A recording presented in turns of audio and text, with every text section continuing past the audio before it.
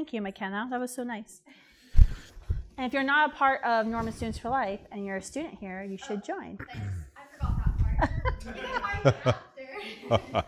So we're going to lead off with the center giving some remarks. I'll give some remarks. Then we're going to quiz each other and have a conversation that you get to watch. And then we'll take some of your questions. And then we'll be wrapped up by 3. Yeah, I'll be wrapped up in this chair. This would be about the I know, I'm staying at the edge. chair. Be able to take it on. Thank you very much. Anytime I get introduced by Redhead, I'll take any time to be able to go from there. Y'all, thank you for being a part. Thank you for being here on campus and so many campuses as you travel around. Really appreciate your strong, consistent, clear, compassionate voice for kids. Why is it shocking that we actually talk for the value of every single child? In our culture, it's the most remarkable thing that it's divisive to talk about a child is valuable. That should be the most self-evident thing that we would ever talk about, that every child is valuable. So I want you to think about something. Last summer, what were you doing? Just as a random conversation. Last summer, what were you doing? So think about July, let's say, last summer. Anybody think about that? You were sweating. If you were in Oklahoma, okay, it was last summer. Last July was 40 weeks ago. The only difference between today and you last July was 40 weeks of time. That's it. You're 40 weeks older than you were last July the 19th. Well, guess what? That child in the womb, when they were conceived, has unique DNA. There's nothing different about that child in the womb at conception, and that child, when you get to see them physically with your own eyes 40 weeks later, other than time. That's it. There's somehow this wrapped up belief that we age differently than a child in the womb ages. You're 40 weeks older, just like that child in the womb is 40 weeks older. For some reason, people say, well, if I can't see them, it doesn't count. That's not how it works in real life. And it doesn't work that same way for you and I. If you leave for 2 semesters and you don't get home for Christmas, you may be 40 weeks older when you got a chance to see your parents, but it's not that your parents didn't exist for 40 weeks just because you didn't see them. They were still there. There's still life that's going on. And so for me, the self-evident fact that in a woman's body, every single cell, every cell has the exact same DNA. Every cell, her hair, her toes, her liver, every single cell in that woman's body has the same DNA except for that child in the womb. That DNA is different. That would tell me there's something different about that DNA. And it's not just for me as a person of faith. I do believe that God created every person and every person has value and worth. I do believe that as a part of my faith. But science would also tell me that every bit of DNA is different in that woman's body except for those cells. There is something different about it. Now we can have the dialogue and you may say, well, I don't think those cells are valuable. And I would tell you, I think that those cells are a child. I look inside and see 10 fingers and 10 toes and a beating heart and a nervous system, and I see unique DNA. I see life that's there. Now, you may have an opinion that that's not life, but that opinion doesn't line up with science, and it certainly doesn't align with faith. So the question now becomes of, when is that life life? Well, in 1973, the Supreme Court of the United States said no state can deal with protecting the value of every single child until they're quote-unquote viable. They invented that out of whole cloth. The conversation that's really leading us today is, was that the right legal standard? Does the Supreme Court get to unilaterally decide that?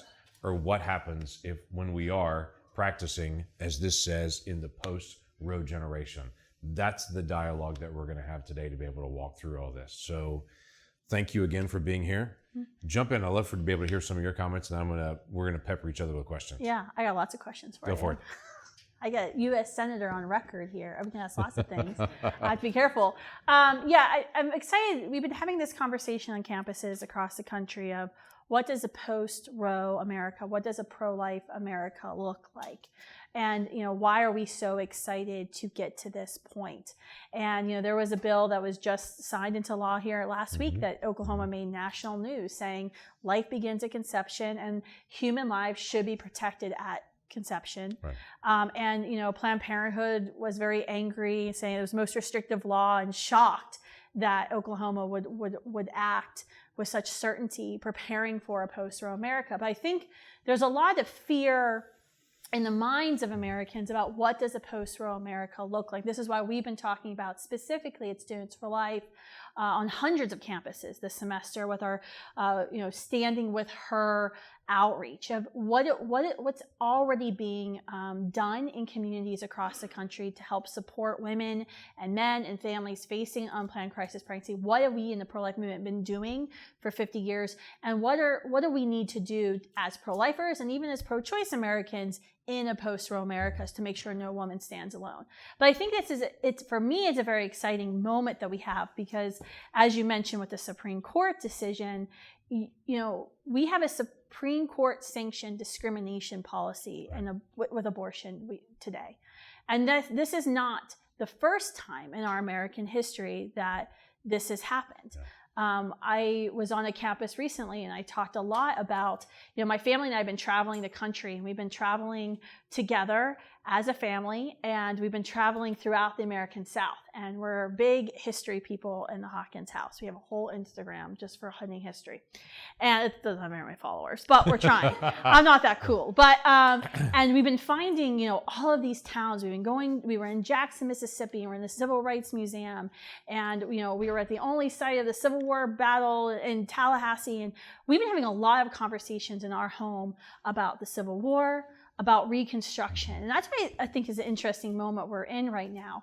Because, we had a Supreme Court that sanctioned discrimination for decades in our country against African Americans, against anybody who had a dark skin color. Yep. And then you have the Civil War, you have, the 15th Amendment, but then you had the Reconstruction effort. And I think that's something that I remember back when I was in school. It kind of gets glazed over, like, yeah, there was Reconstruction, it sort of failed. And then you get right into like Industrial Revolution in America and how it's changed the family and everything. But we skip over Reconstruction. And it's shocking to realize it took 99 years from the end of the Civil War to 1964 signing of the Civil Rights Act. 99 years, almost 100 years before Black Americans were, their full rights as Americans were actually acknowledged and protected. Right. And we think about a post-Roe America, whether or not you support abortion or not, this is a reality, this is coming. And so the discussion needs to be, what can we do to make sure no woman stands alone? What can we make sure we can do to make sure every life is protected and welcomed in life, by law, through service? Because we can't wait 99 years to make sure we get this right. We can't do that. And I don't think there's anybody that, regardless of how they feel about abortion, if you talk to them about the 99 years that it took between the end of the Civil War and the signing of the Civil Rights Act, said, yeah, that was a good thing. Jim Crow, that was a great, no one would everyone would say that's an outrage. And so we've got to prepare ourselves. And those who advocate, for abortion, they also have to be prepared beyond just fighting back in the media narrative. But this is a reality of how do we support women? Because when we're on campuses at Students for Life, we have our whole Standing With You initiative, and the goal is to challenge the narrative on campus, changing the policies on campus, trying to force a campus to actually honor the Title IX laws and things that they're actually already legally bound to do, like supporting pregnant and parenting students. That's never the pro-choice group. You never see the group who supports abortion going into the dean of students saying, where's the pregnant student parking on campus? And what happened when this student was giving birth and missed finals and you're telling her she can't qualify for student aid? That's illegal. That's always the pro-life group on campus, but it really should be all of us. And that's the discussion we're trying to have on campus right now. Of course we oppose abortion because we know what abortion is. Abortion is the intentional destruction of a living human being. And you may not say that that human being has value, but it in fact is a member of our species, and it is nothing but living. We know it's living. And we know that with the act of abortion, an abortionist is not successful if they're in their job if there's two hearts beating when they enter the room and there's two hearts beating when they leave. They're only successful if one heart stops beating. That is an act of violence, an intentional act of violence. So of course That is why we're against abortion, why we're fighting so hard to get to a post-Roe America. But then there's obviously, that's not where our job ends. And that's the discussion I want to have with you today. Yeah, it's a great, let me make just one comment on that. I want to jump in your questions because I'm interested in what your questions are going to be now on it. I was, a little over a year ago, was the 100-year anniversary of women's suffrage. That's right. And there was supposed to be a big national whole gathering and all kinds of events happening. And then there's something called the COVID occurred. I don't know if you've heard of it, but that kind of occurred and it squashed that whole thing that was happening nationwide. There were a few gatherings that were happening around though during that time period. One of them was around the Senate. And there's several senators that we were walking out of a recognition of that 100-year anniversary of women's suffrage. And as we walked out, I remember having that conversation with two of my colleagues that are not pro-life. I won't guess their names. Yeah, and as I'm walking out with them, I said, I can't even process, just walking out of that dialogue, I can't even process 100 years ago, my wife and my daughters and my mom could not have voted. I just can't even imagine that now. It seems so incredibly foreign to me now that if I'd lived 100 years ago, my wife couldn't vote, my mom couldn't vote. That's so weird to me to think about that. Both of them nodded their head and said, yeah, that's crazy that we did that as America. And then I said, I can't process that there was a time in American history where we once called some people 3/5 of a man. We did that as a nation. And I can't even, in my generation, I can't even process. I look back on that time period and said, you did what? You called some people 3/5 of a man? That seems so strange. Why would you do that? I can't process that 100 years ago, well, less than 100 years ago, that we rounded up Japanese Americans and put them in internment camps. We did that as a nation. And while I'm talking to these two senators walking to this meeting, every time I said that, they said, yes, I agree. I can't believe we did that as a nation. And then I said, I really believe 50 years from now, we'll look back on this time period and say, I can't believe that we took the lives of children when they were inconvenient. I think 50 years from now, we'll look back on this time and go, we did what? And it will seem so foreign to us, just like women's suffrage, or just like calling people 3/5 of a man, or just like rounding up Japanese Americans and putting them in internment camps, seems foreign to us now. I think fast forward 50 years from now, we'll think, I can't believe there was a season in American life when we literally called children inconvenient and just destroyed them because they were inconvenient. But I think that time is coming. I think that's the post-Roe America. And I think it's this reconstruction idea that you have, is to be able to lay that and say, how do we shorten that window to where it doesn't take 100 years to actually care for moms to be able to engage in a way that cares for children in this process and to be able to walk alongside of them. Yeah, I mean, because the accusations that are coming and have already been waged is, you pro-lifers want women dying in back alley abortions. I mean, I'm surprised. Like, I've been in Texas for the past 2 months, and I was like shocked when I was walking through DFW, and like there were women in like business suits on their cell phones, clearly engaging in work, and like somehow women are still free to work and go to college. And because if you would hear some of the narratives that I hear on some campuses, you would think all women's rights has been set back in the state of Texas, and that like women aren't free to be women any longer because of their heartbeat law that went into effect. And that's totally not the case. And I think we have to do a good job as pro-life advocates to say this is, we have actually a very progressive view for what we envision America to be. It's not a regressive view. It's actually very progressive to say we are anti-abortion. We're seeking a post-Roe America but that's not 1950s America though. It's different. It's an America that doesn't ship her off to her aunt and uncle's house in North Dakota when she gets pregnant and no one knows where Sally went for 9 months and then forces her to say, well, you have to give up your child. That's a regressive view. That's not what the pro-life movement's advocating for at all. And so that was kind of my question is, what do you see, Senator, when you're looking at, well, I guess backing up, let's go back to the Dobbs decision. Yeah. When can this decision come down? What would it mean? What are the possibilities? And what will it mean for these states? All right, so let me set some context, because I would assume most folks in this room, you want me to stand up? Yeah, they can't see in the back. Oh. I'm all in. We're good, thank you. I'm all in, because that chair is like deep. And I know. Yeah, that's a serious chair. I feel like that chair should be on some lifted platform. I know. To be able. It's awesome, by the way, but it's just big.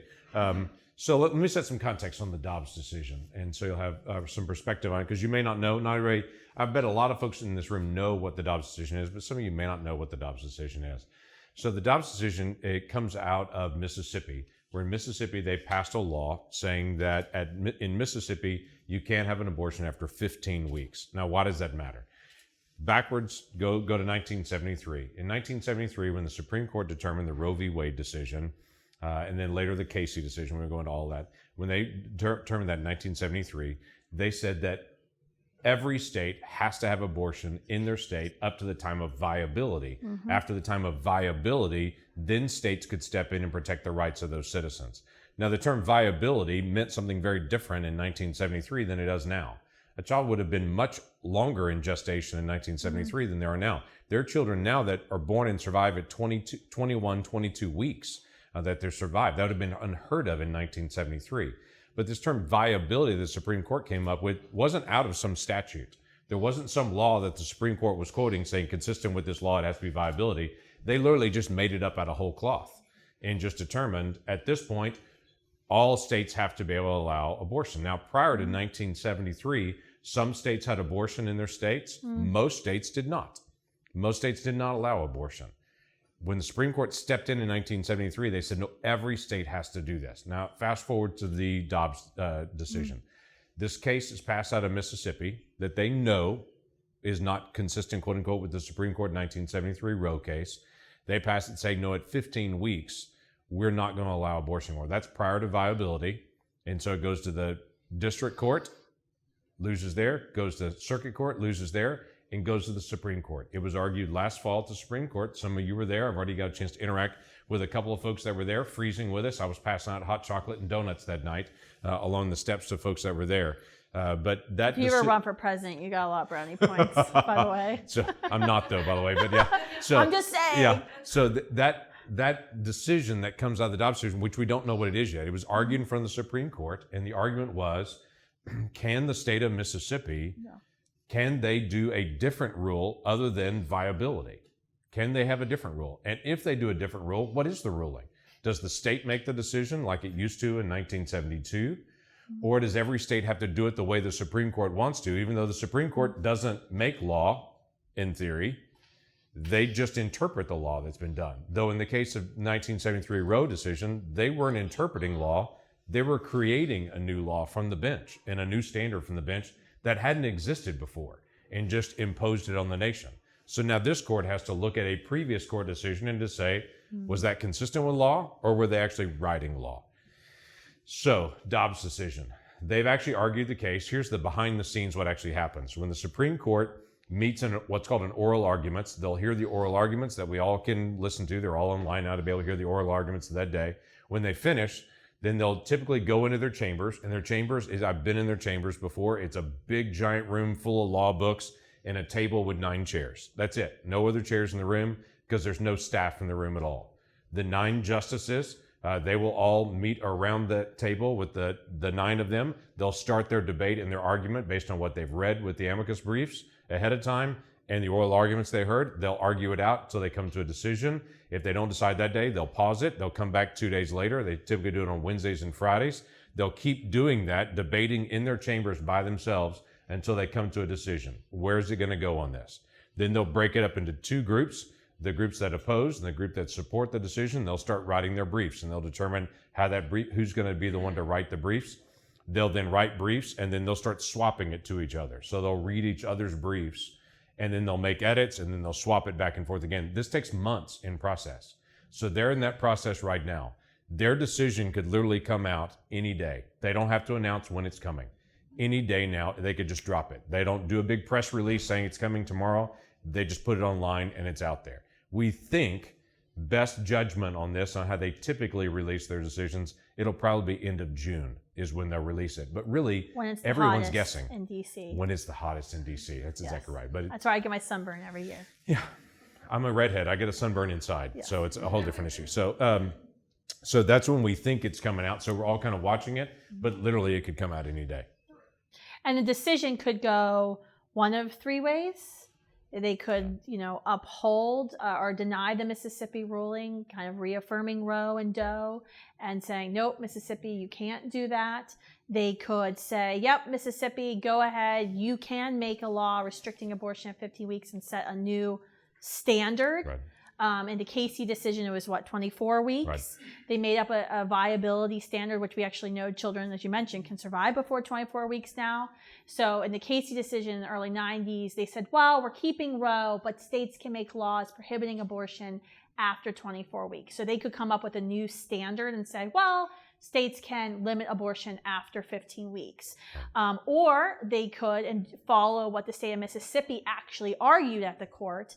And I encourage all of you to go back and listen to the oral arguments. It's fascinating to watch a sitting member of the Supreme Court deny biology multiple times. It's fascinating and very frustrating.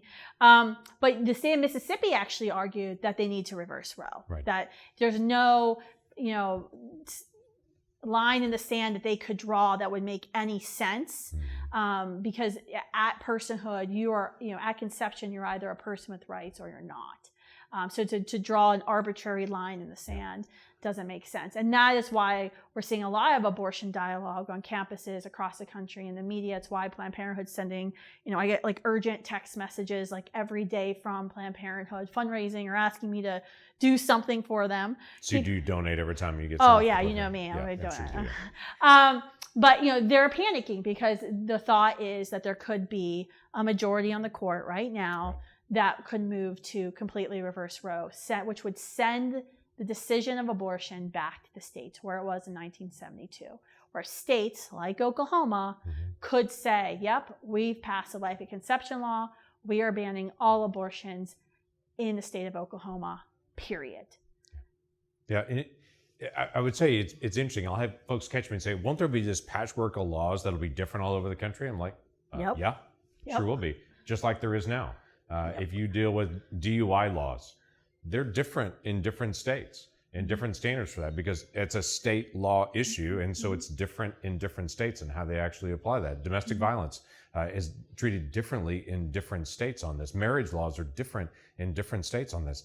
That's the uniqueness of where we are as a society, is that you have 50 states with 50 different state laws. You have federal laws on federal issues and state laws on state issues. That's right. Yeah, and that's actually how our founding fathers intended it to go.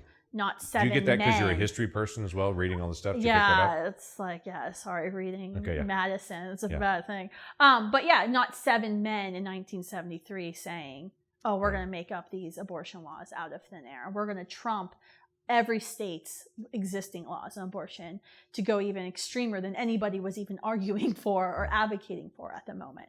So I guess the next thing is, so Dobbs is coming down. People are scared. I think we have, especially my generation, not yours, unfortunately, but my generation actually hasn't lived in America without Roe. All of us born after 1973, which is most of us in the room, we've only ever lived in America with legal abortion. Yeah. And I think that thought of that, oh, we're taking this away, that's no longer going to be an option. I think it's very scary. I think a lot of, even when we talk to young women and young men who say that they don't like abortion, it's always kind of, I think abortion's kind of like a parachute of or like a get out of jail free card. And when we do polling, we'll talk to people who are like, I'm pro-choice, I'm against abortion.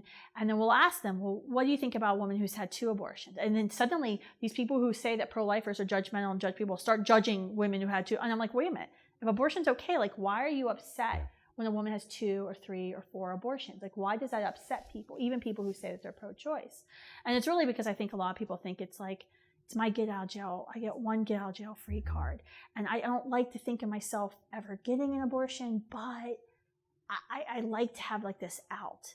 And so I think it's very scary when we're talking on campuses. So I guess, do you want to answer? I don't know if you want, what is the pro-life movement doing and what have we been doing throughout the last nearly 50 years of Roe to support women in our communities? Yeah, so we'll both take this on in this. I have a friend of mine that says every time that there's an abortion, somewhere there's an irresponsible man out there somewhere. Because it is this overwhelming sense that there should be a man walk alongside a woman, but there very often is a man that when she gets pregnant walks away from her and exposes her. She's terrified and is thinking, I'm going to be alone. That guy's gone. Now what? My life is ruined. I don't get my career. I don't get everything else. She's looking at what she just lost, and the guy's going to quote unquote get off scot-free on it. So a couple of things on this. One is we've got to continue to be able to tighten up our laws that deal with the issue of child support, period, so that she doesn't feel like financially she's exposed as well. That's got to continue to be strengthened. How do you feel about child support at conception? Child support at conception? Yeah. Okay, yeah, they're both, that should already be there. And my friend Steve Daines, who is a senator from Montana, has a bill on federal law. We already give a tax credit for people once you have a child, that your tax credits begin. He has a bill that begins at conception on that says, hello, the most expensive time at the earliest days is when you're buying the crib, when you're buying the stroller, when you're buying all this stuff. That should begin the tax credit during that time period as well. Recognize that child is alive in the womb as well. Yes. So yes, that child is a child. So you're saying you want to be consistent. Yes. Okay. Crazy as it may seem, Just keep going. Be able to be consistent. So anyway, so that's one of those issues that you continue to be able to look at and to say, how can we walk alongside these families and these moms and to make sure that they feel supported? That means also fixing and continuing to strengthen our adoption laws, our foster care system, where some folks are falling through that system, to be able to make sure that that continues to be strengthened. We have more people engaged in that, not fewer people engaged in that. It's also helping our churches and nonprofits and faith-based and non-faith-based entities. We have 3 safety nets in America, and we forget this all the time. Everyone seems to think the safety net is government. Government's the 3rd safety net. The first safety net's the family. Your second safety net are those nonprofits that are out there. Churches, faith-based, non-faith-based entities, all of them that are out there. There's lots of these nonprofits that are there. And the 3rd is government. If the family is not walking alongside someone and you have got nonprofits in the community walking alongside someone, then the last version of that is government. Government's good at effectively giving people a check, but not helping people through the hardest time. Families in your community and your nonprofits, they're really good at walking alongside. So continue to strengthen our policies to make our nonprofit sector really strong, help communities walk alongside folks that are very exposed. I have a bill continuing to be able to accelerate the tax deduction for nonprofits. Why? I want to incentivize people to give more to nonprofits, because if you give to a nonprofit, that's getting aid directly to individuals to be able to help them at their hardest moments. You can go to studentslifelife.org/donate. You could do that as well, yeah. So anyway, there's a lot that's happened for a while, but there's more to go as we walk along. And you talked about some of the cultural things where it used to be, okay, you're going to go live with your aunt in North Dakota. No offense to the folks in North Dakota, obviously. We love North Dakota. Yeah, I got it. But by the way, it was like 13 degrees this morning in North Dakota. Yeah, it's still crazy cold up there. Anyway, but they have Teddy Roosevelt National Park. They do. So it used to be go hide out during your pregnancy time. We do need to continue to be able to affirm culture to say, hey, we're going to walk with you. We're not going to ask you to hide. I mean, I think it's actually changed. You know, the view of single motherhood in our nation has changed. Not necessarily something that we want to be like, yay, single motherhood, because we know how terrible, how hard it is for single moms to be single moms. But it's actually good in the sense where we were able to say, look, it's not the end of your life. Right. You know, you can do this, especially if you have family, especially if you have a church family or community support. We can come alongside you. And even if the man is irresponsible and walks away, this isn't the end. That there's, millions of single moms out there who are proving you can make it work. It's hard, but it can work. And that's been cultural. Yep. And that's been a cultural change that we've seen. Yeah. By the way, I grew up in a single parent household. When you talk about single moms, I watched my single mom, who's a librarian, raise 2 sons. Okay, librarians don't make a ton of money, and it was really, really hard on our family growing up. But you know what? She did an awesome job. And I think that's interesting too, because when students come up to me on campus and they'll say, I grew up in a single family, single parent household. It was really hard. I struggled, or I grew up in foster care, and the question isn't how do we improve that? How do we help those families? It's always like, well, that's why we should support abortion. Wow.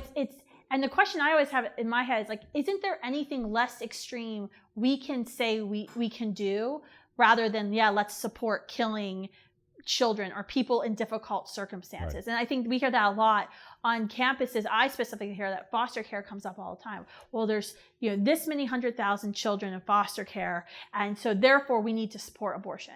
No. First of all, that's not the goal of foster care. Isn't adoption. It's reuniting children with their families. If you really want to impact the foster care system, we need to talk about opioid abuse in our country, right? The reason why these children are entering the foster care system.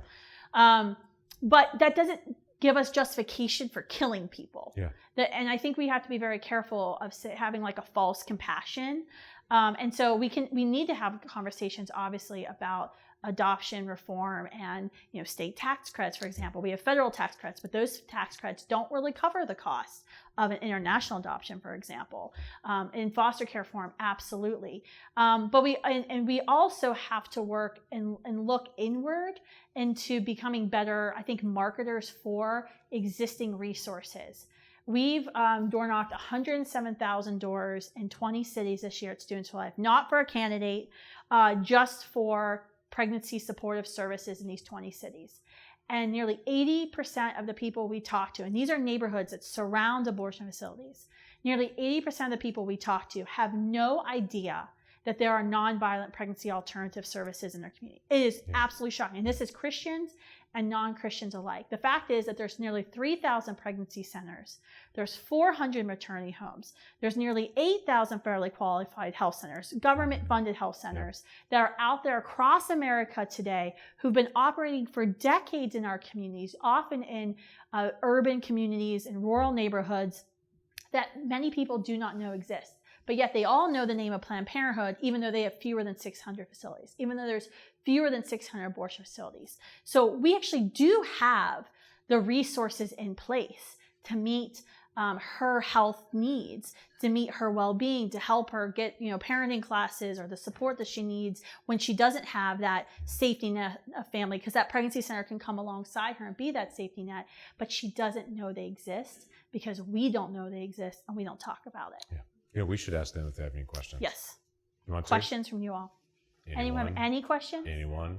There you go. Come up here, and he's going to hold the mic for you. We have a human mic stand for you today. How do we encourage more men? Like, what's wrong with our society that men are leaving their pregnant girlfriends, and how do we fix that problem to provide more encouragement for them? Yeah. So let me just throw a couple things with this. This is, if I can be so bold as a man to say this is a man problem, period, right now. We have a lot of men getting on video games, pretending to be a man, and then walking into real life and not actually being a man. And I'm just stunned at how few men are actually stepping up to be able to lead in our society. And I'm not talking about some like male dominance thing. I'm talking about go to work, engage, do the leadership, actually do the things that they need to be able to do. They seem to be lost in a different world and in a funk over here and trying to figure out where we need to go. So there is a challenge that needs to be set in front of men to say, hey, we need you to re-engage. Why are you disengaging in our culture? So that's a number one issue. A number two issue is this is a strengthening of state laws. This is a state law issue to be able to say, if you're the father of this child, you have a financial responsibility that lasts for that child's all that growing up until their adulthood to be able to be a part of it. If the states aren't enforcing that and local district attorneys aren't engaging in that, then that's our own responsibility as a state and for local entities to be able to step in and make sure that that is enforced. For him to be able to walk away and say, not my problem, not true. Okay, it takes two to make a baby here. And it's also part of my argument when people say, you're a male, you shouldn't talk about pregnancy. You shouldn't talk about unplanned pregnancies because you're a guy. What do you know about abortion? I'm like, there's a guy 100% of the time involved in every child. So don't just cut me out in this sense. I'm a part of this dialogue as well, but it's also a part of just challenging other men to be able to actually be responsible for their actions. You want to add to that? I would just say, did it the way you said, and 7 men are the reason we're here having discussion about Roe versus Wade in the first place. So men are obviously involved. And so, we've been doing a lot of research at Students for Life with how to change the minds of in the middle young men. And it's actually been pretty sad because we thought messaging that would work would be a hero, be a man, stand up, do the hard thing. Right. That actually isn't working.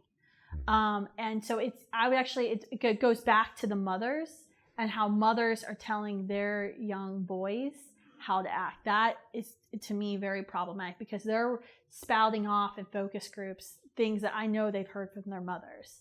And we know from our own research that, if a woman in your life is facing unplanned pregnancy and says, I don't know what to do, if you tell her, it's your body, your choice, I'll support you, whatever you do, what she hears in her mind, have the abortion. Yep.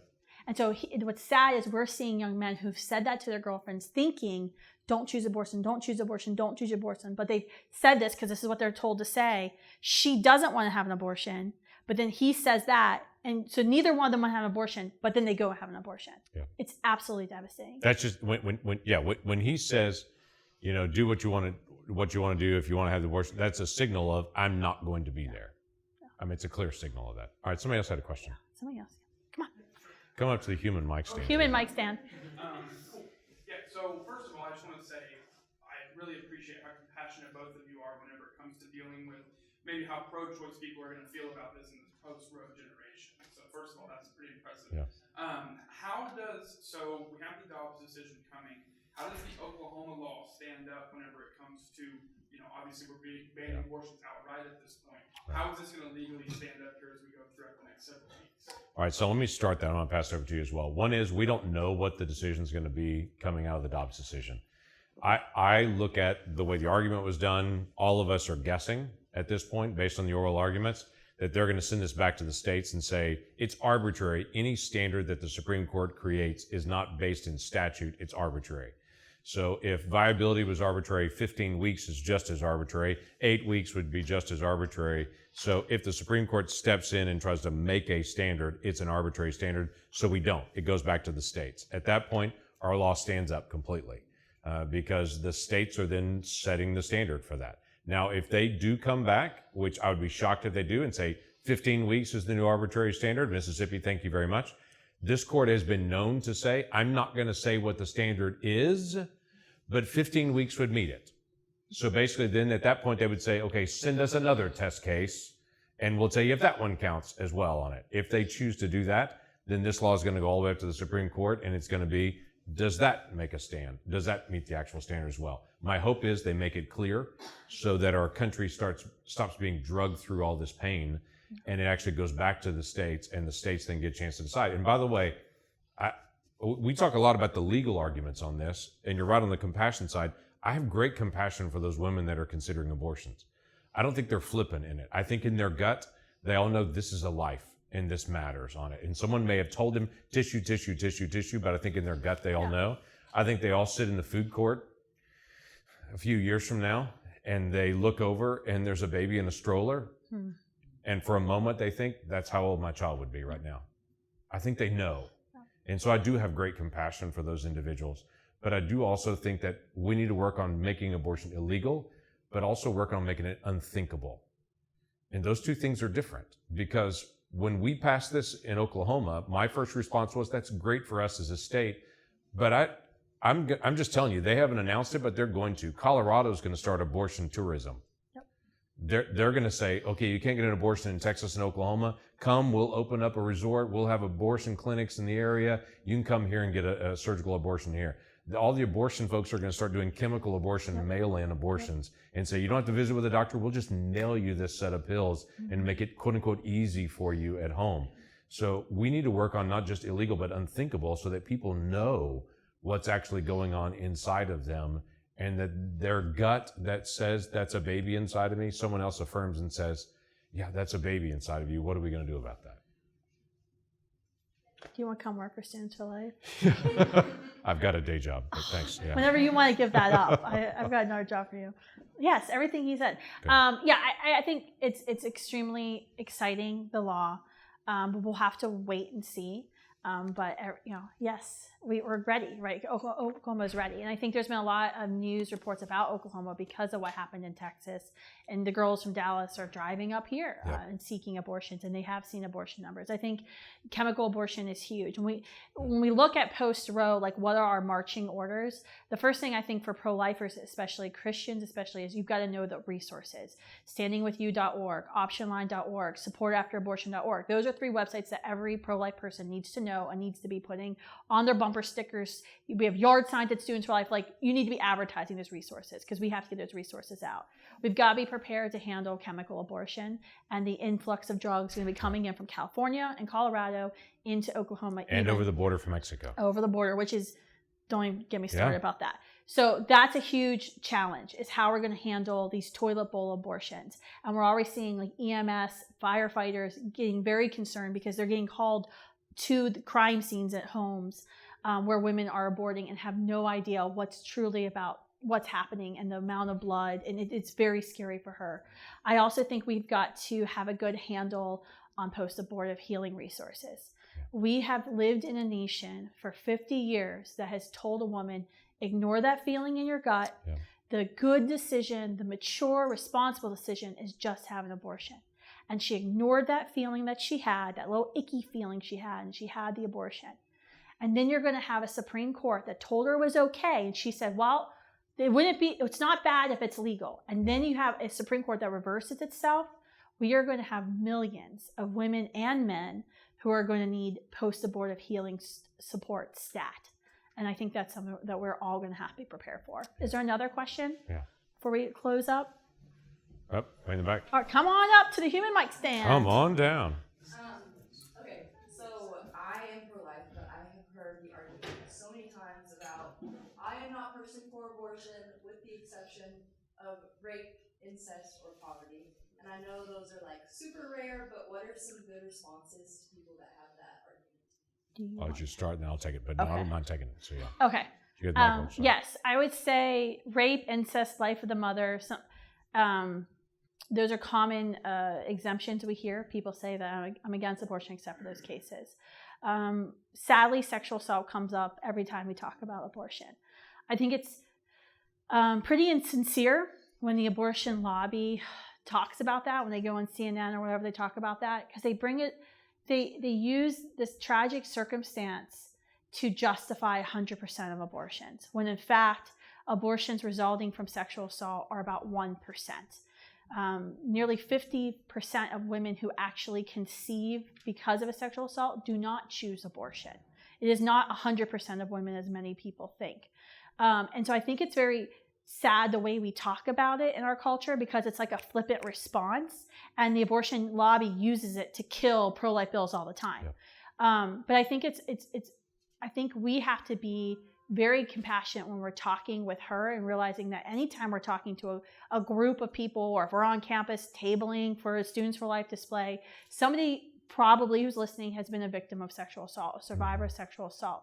So we need to make sure first that we make sure she knows that we are willing to do anything possible to help her and go as far as we can. But I can't be asked to end another life, or to be supportive of ending another human life. Because at the end of the day, the circumstances of your conception do not change your value. If my father goes out and commits an act of terrorism or mass murder tomorrow, no one would be justified in calling for the death of me or my sister. No one would do that.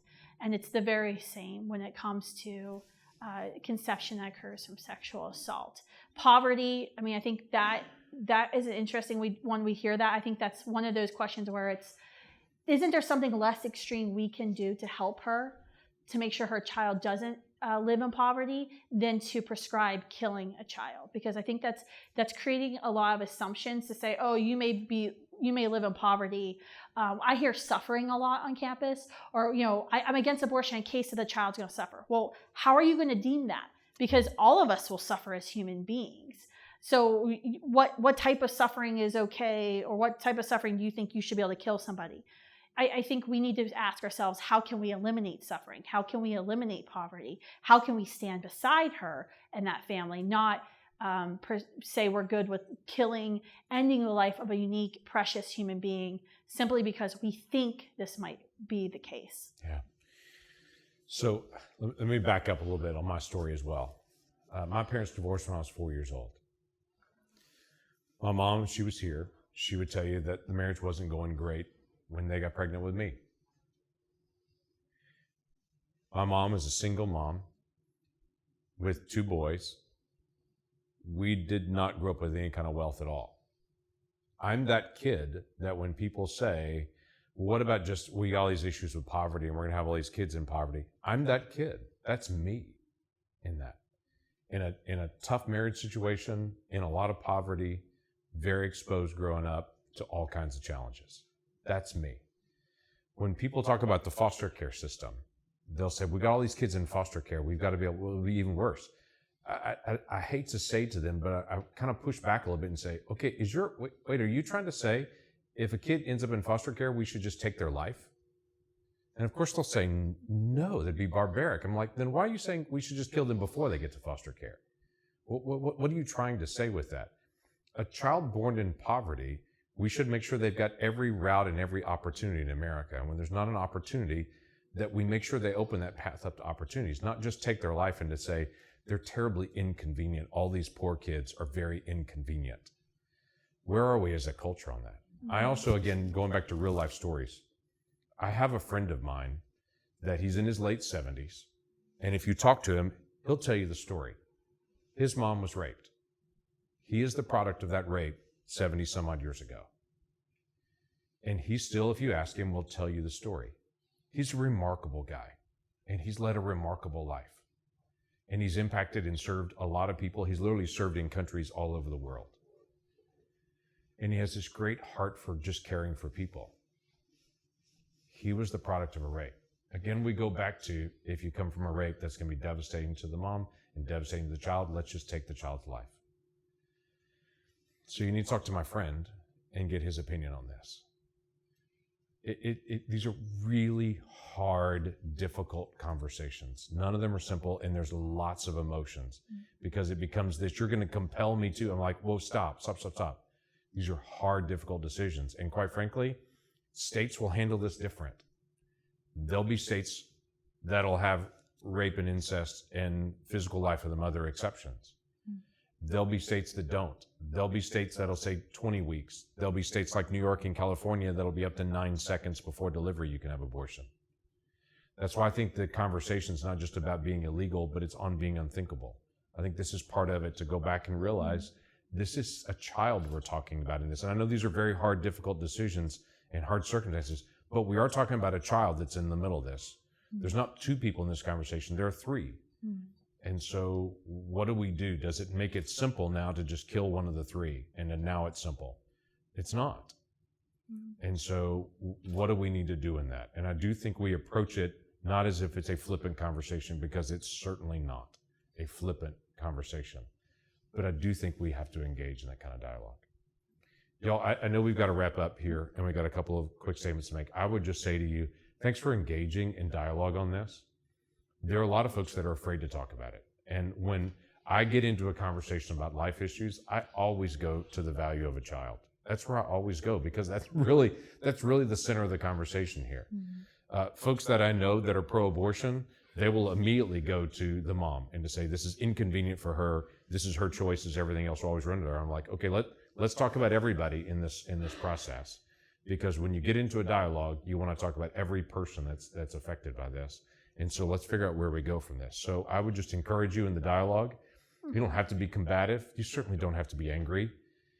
You just have to be a person that's actually speaking out for the value of every single child. For me, from a biblical worldview, I choose to speak for those who cannot speak for themselves. But that's a biblical perspective from Proverbs 31. But it's also a science issue to be able to talk about DNA and science and the beginnings of life, basic biology. But it's also a legal issue on how do you actually define when life begins and what is the role of the state in protecting the value of every single person.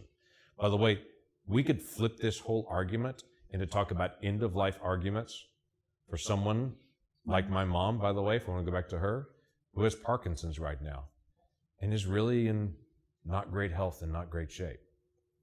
But you know what? Her life is still precious and valuable. And when I sat with her yesterday at Easter, that's still a precious, valuable life. All of this dialogue about the value of individuals, these are all hard, difficult issues. But it's not something we should shy away from. It's something we could lean into and to be able to continue that. So for those of y'all that are actually having hard conversations, not just flippant political things, I'm a Republican, I'm a Democrat, I'm pro-choice, I'm pro-life, not just being flippant about it, but actually engaging in it, bless you for actually engaging in the hard conversations and doing it in a way that you can hear the other perspective, but make sure that you're also heard in the process as well. Thank you, Senator, for coming. It's amazing I'm pretty jaded. I've been in Washington, D.C. for a while. To hear a senator speak so eloquently about this matter, that issues, and to understand the issue, like you understand this issue, not just the talking points. You're living it out with your leadership on Capitol Hill, the bills you write, the bills you're sponsoring, your Senate speeches, you're living it out. So I want to thank you that's why I'm here. I want I want everyone to know your heart on this issue, because I think it's so important. Because there's a lot of folks that we elect to serve offices that I don't know if they really understand the issue and have the heart, but you do. And so thank you for your leadership. Thank you. And thank you all for coming today. If you're not a part of Norman Students for Life, I encourage you to see McKenna. She's going to raise her hand right now. To sign up for the group. One of the things, Students for Life group on campus, you've got 2 goals. One is to have conversations with those most targeted by the abortion industry. So you're going to learn how to have one-on-one conversations, but then also how to transform your campus policies to be supportive, to know that no woman will feel ever again like she stands alone here at the University of Oklahoma. And you guys can do that. We've seen it done time and time again. So thank you all for coming. Thank you for taking this time away from class. Maybe you skipped it to be here. And hopefully you spread the word about Norman Students for Life. Thanks, y'all.